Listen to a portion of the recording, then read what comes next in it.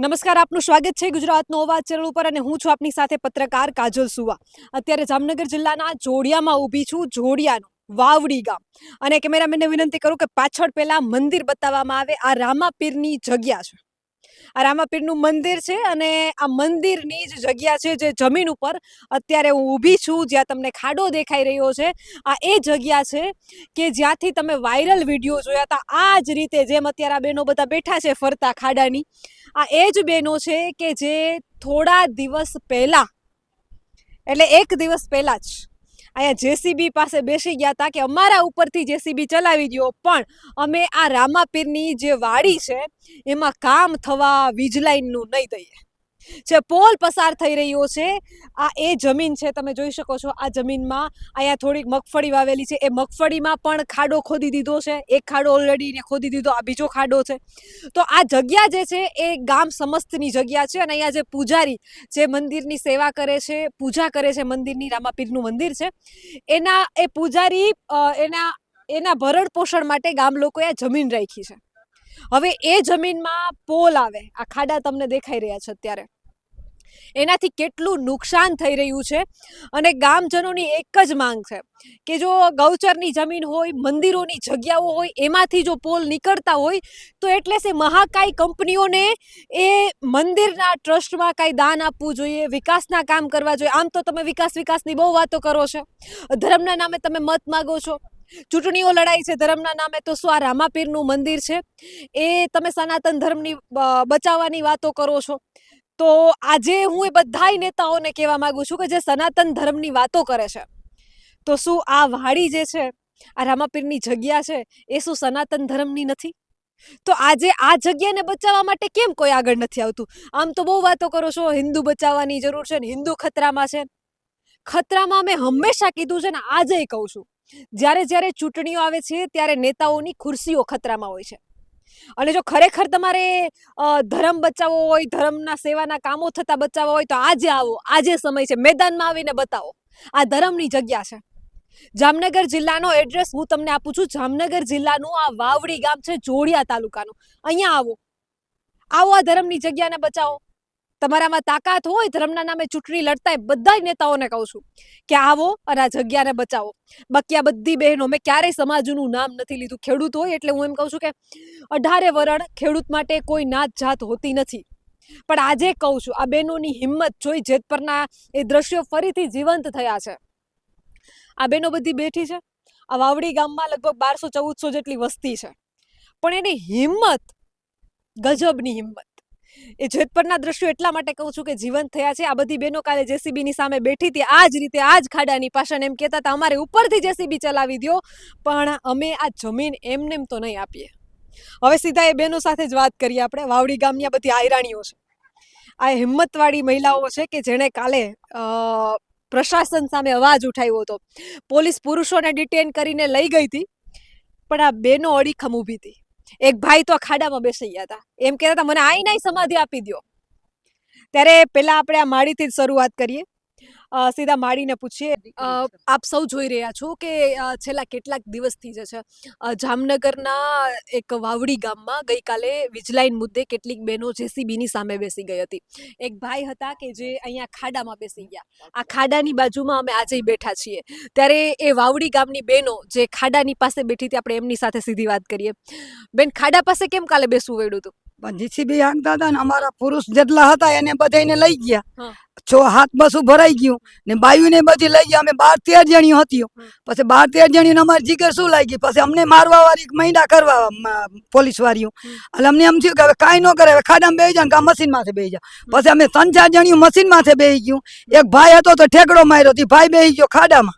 પછી અમે અહીંયાથી ખાયું જ નહીં. પછી અમે એ વાણી કરી પોલીસ વાળાને કે અમારા જણ છૂટાઈને આવે ને તે પછી અમે મશીનથી હેઠે ઉતરવાની હોય, ત્યાં લગી ઉતરવાની નથી. બાકી આ જમીન આજે નહીં જડે ને કાલે નહીં જડે. હું જે આવી તાકાત કરશે ને તો અમે વાવડીની સમાજની બાયું આયરાણીઓ રહ્યું ને બધી અમે એને પોગવાની છે. બાકી મશીન તો આજે હવે વાવડીમાં પાછું નહીં આવે ને આવવા દેવું નથી. હવે અમારી એટલી જ કરે કે અમે બાયું લડવાની છે. અમે આયરાણી જેટલી છે ને એટલી બધી લડશું. બાકી હવે તાકાત છે, હવે તાકાત બહાર કાઢવું ને સરકારને દેવી હોય તો ભલે, ન દે તો ભલે, અમારે એનો રૂપિયો જોતો નથી. અમારે હાથેથી લડવું ને અમારી જમીન છે, ક્યાં કોઈના બાપની છે. છે નહીં ને. હમ. એ તો બધા કારખાના બનાવીને બેઠા. અમારે શું ભૂખ્યા મારવું? હમ. અમારા ગામના બાવેને ભૂખ્યા મારવા. હમ. અમારાથી દેવાતું તો છે નહીં કાંઈ. અમે ખેતરોમાં ધંધા કરી. હમ. હવે બાવેને અમે શું થઈ દે? હમ. દિયો લક્ષ્મીબેન. જો બેન મારું એટલું કહેવાનું હે, આજ તો આ ધરતી હે ઈ અમારી માં હે, બરાબર, એને એ લૂંટવી લેવી. કાલ તો અમારા દીકરા લઈ લઈશે દત્તકમાં, બરાબર, એટલે અમારે એને દઈ દેવાના.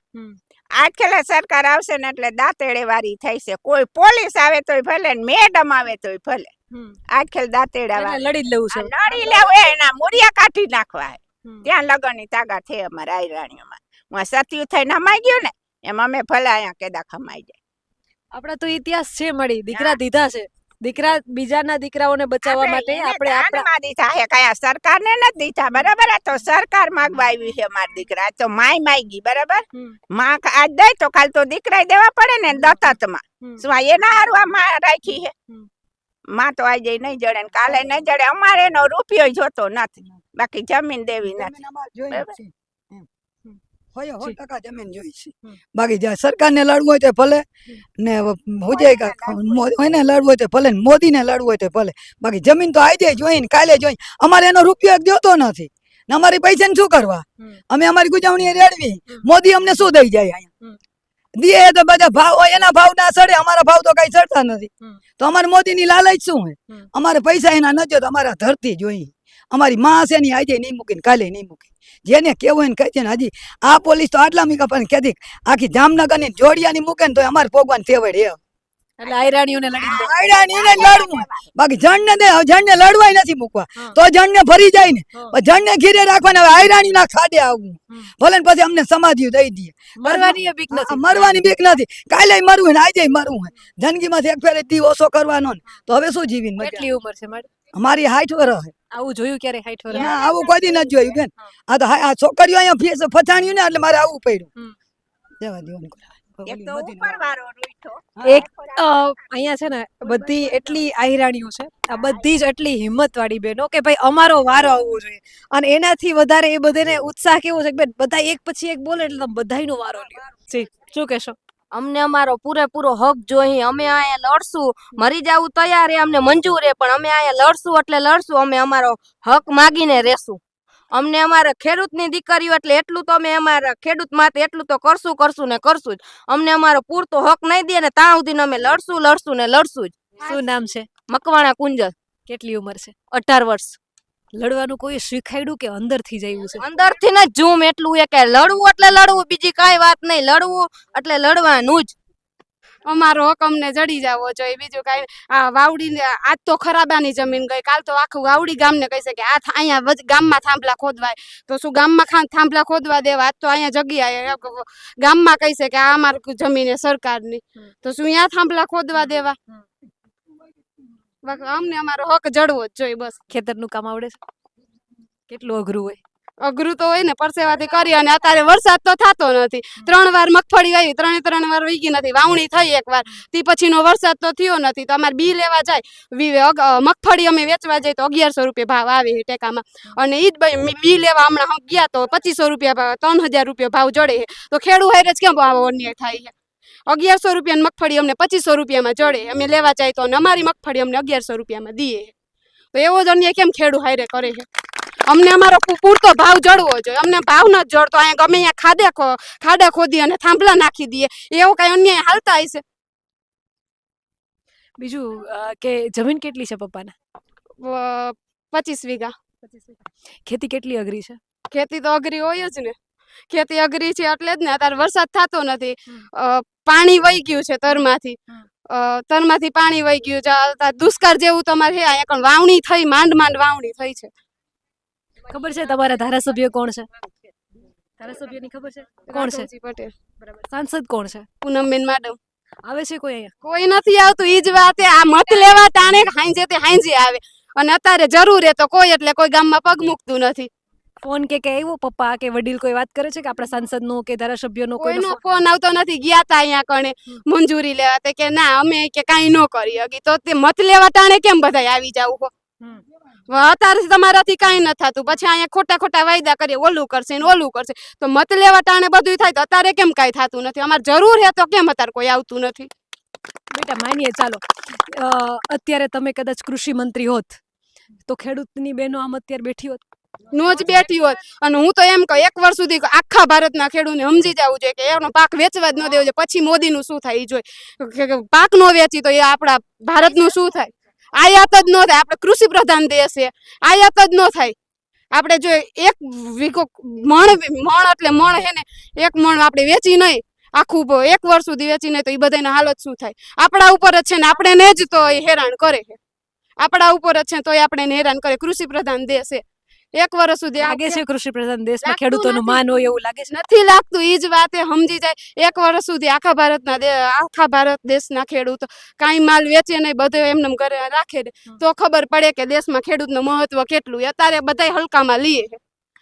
કોઈ માનો કે ખેતરમાંથી અહીંથી નીકળવું હોય, ખેતરમાં મગફળીના જોઈને રસ્તામાંથી કોઈ શહેરના માણસ નીકળ્યા હોય, મગફળી લેવા આવે, ખાવા આવે, પૈસા માંગ્યા કોઈ દિવસ? કોઈ દી નથી માંગ્યા. ઈ જ વાત અમે રોટલા ખવડાવ્યા છે?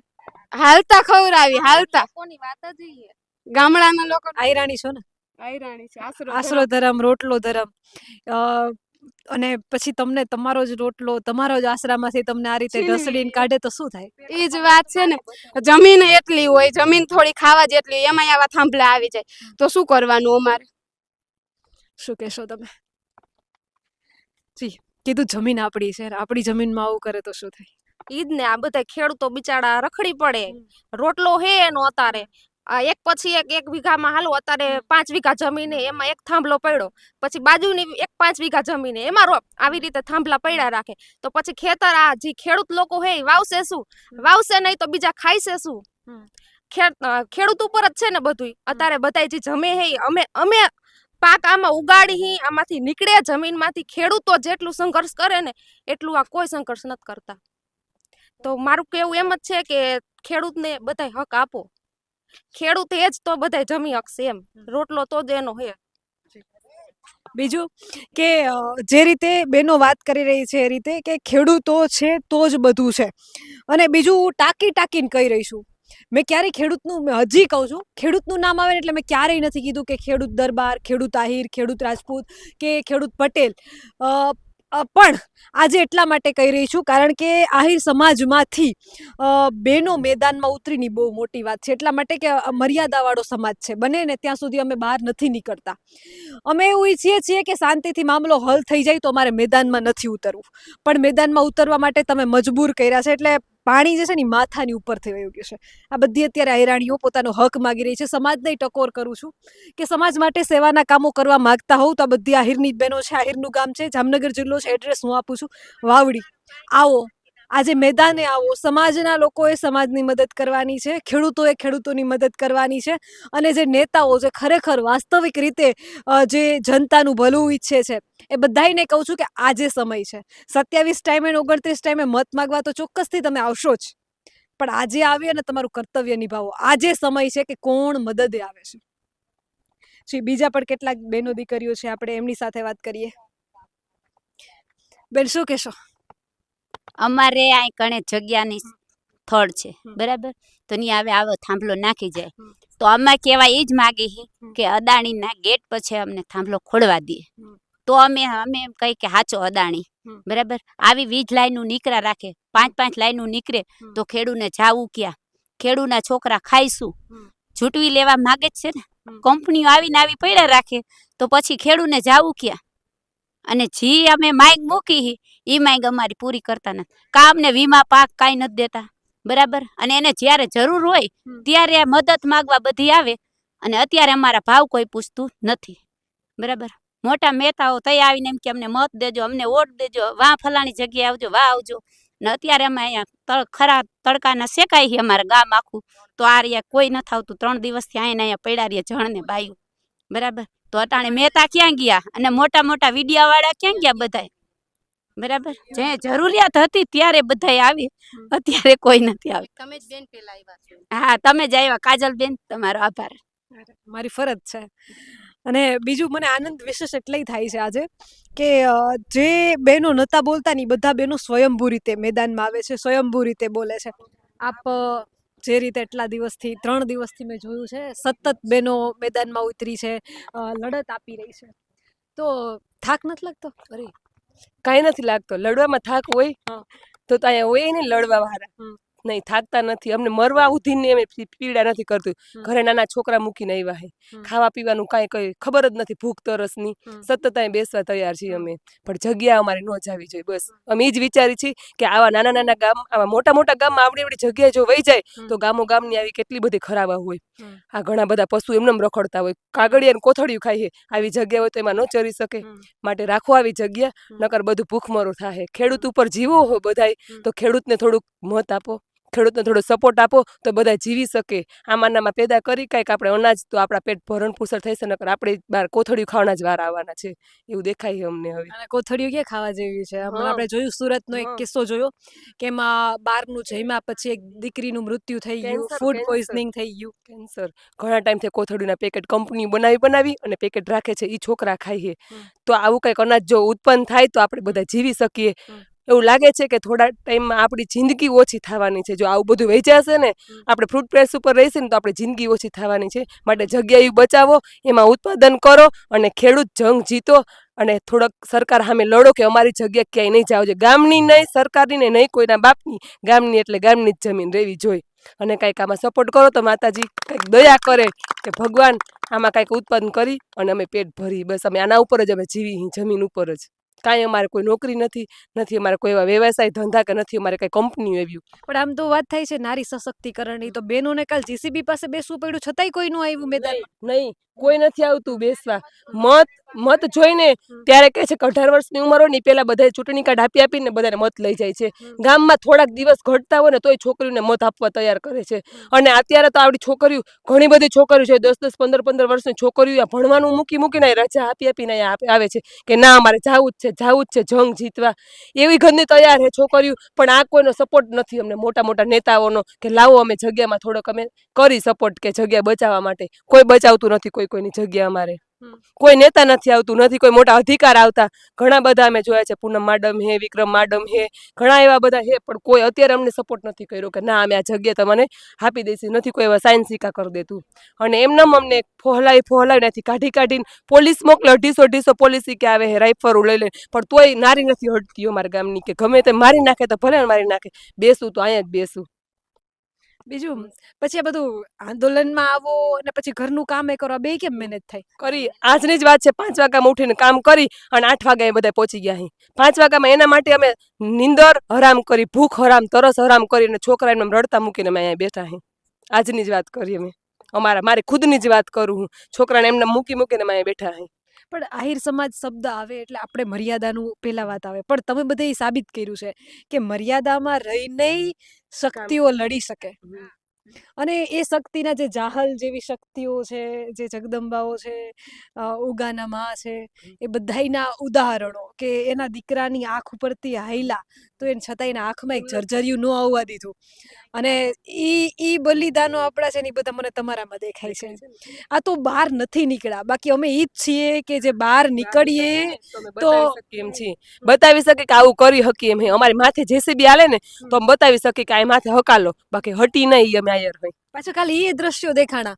ઓલું કે જાહલ ચિઠ્ઠી લખે ને વાંચે નવઘણ વીર. તો તમારે એક ભાઈ અહીંયા અંદર તમને બધાને બચાવવા, તમારા બધાની મદદ માટે એક ભાઈ ખાડામાં બેસી ગયો. હા બેસી ગયા.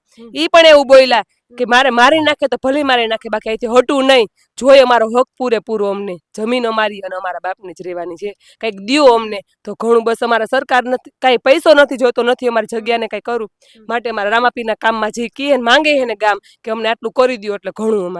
અમારા બાળકો બધાય ખાઈ પીને રહી શકે હરખે. અને બસ એ જ અમારે જોઈએ. બાકી અમારા પૈસા નથી જોતો અને કાંઈ વસ્તુ નથી જોતી અમારે. બસ.